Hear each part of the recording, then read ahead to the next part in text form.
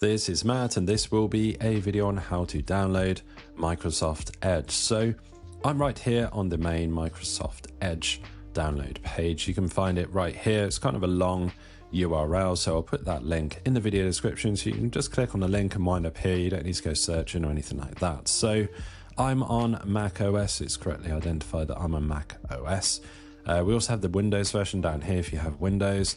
There's an iOS version on the Apple App Store, and on the Google Play Store we've got the Android version. So you can pick your poison here. There's even a Linux version as well, so you can click any of these buttons depending on what system you're on.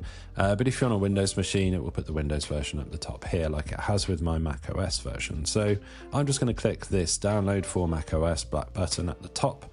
And just like that, automatically the download, you can see the icon just flew up there, which is the universal symbol on Mac OS that it has downloaded to the downloads folder. And we get this confirmation. This just redirected me to this download incomplete.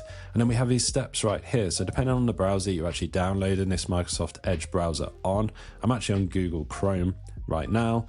On a Mac, like I say, so it will send to my downloads folder. But wherever your downloads location is on your current browser, you will find the file right there. It will be a .dmg file on Mac, and it will be an execute file on Windows, of course. So you can literally install from there when you find the downloaded installer file. Hopefully you found this video on how to download Microsoft Edge useful. If you have, drop the video a like, it really helps, and subscribe to the channel for more videos.